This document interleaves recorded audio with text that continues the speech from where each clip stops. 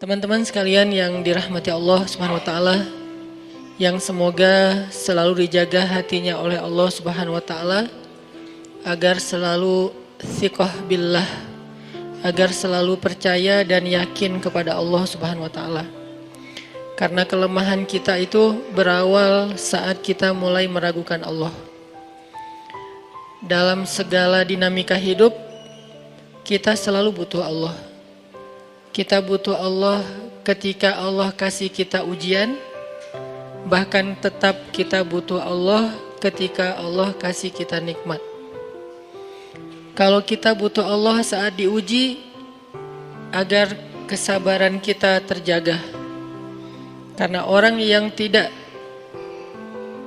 ditemani atau dibersamai oleh Allah Subhanahu wa taala ketika dia sedang diuji, maka dia akan mudah untuk berkeluh kesah, bahkan berputus asa. Kebersamaan Allah kepada dia saat dia diuji itu adalah Allah Subhanahu wa taala menghibur hatinya. Allah Subhanahu wa taala menenangkan hatinya. Allah Subhanahu wa taala menghidupkan hatinya dengan nikmat iman. Ala bidzikrillahi tatmainnul qulub. Innamal mu'minun idza dzukirallah wajilat qulubuhum. Bukankah dengan mengingat Allah hati menjadi tenang? Dan orang yang beriman apabila diingatkan dengan nama Allah, disebut nama Allah, maka hatinya akan bergetar. Ini bentuk Allah membersamai hambanya ketika dia dalam keadaan diuji. Allah menghiburnya dengan kalimat, alam yajidka yatiman fa'awa, wa wajadaka dhallan fahada, wa wajadaka ailan fa'aghna.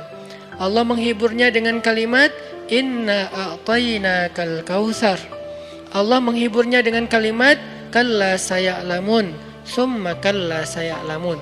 Allah menghiburnya dengan kalimat, la tahzan, innallaha ma'ana.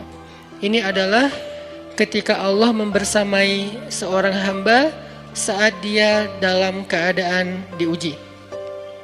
Allah membersamai hamba juga ketika dia dalam keadaan diberi nikmat. Karena tanpa itu, maka seseorang akan jatuh justru kepada dosa-dosa karena dia mendapatkan banyak kenikmatan hidup.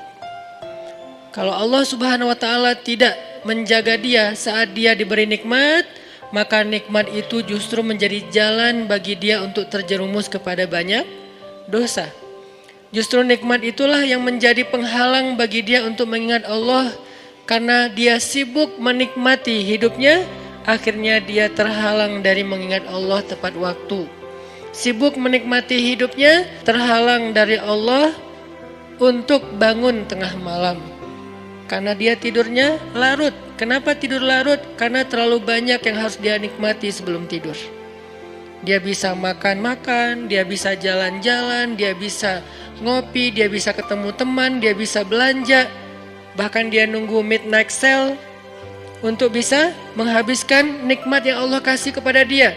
Sehingga akhirnya tidurnya terlalu larut, lalu dia tidak bisa bangun untuk menghadap Allah, curhat kepada Allah. Hal yang selama ini dia lakukan justru ketika dia diuji oleh Allah. Ketika diuji oleh Allah, mudah bagi dia bangkit tengah malam, curhat, sujud panjang, menangis dalam doa. Ketika Allah kasih nikmat, curhatnya hilang, malamnya lelap, sampai bahkan subuhnya juga kelewat. Ini kalau Allah nggak membersamai seorang hamba ketika dia diberi nikmat. Sehingga orang yang seperti ini, kalau dalam keadaan seperti ini terus-menerus dalam jangka waktu yang lama, nanti dia akan terjebak di dalam istidraj.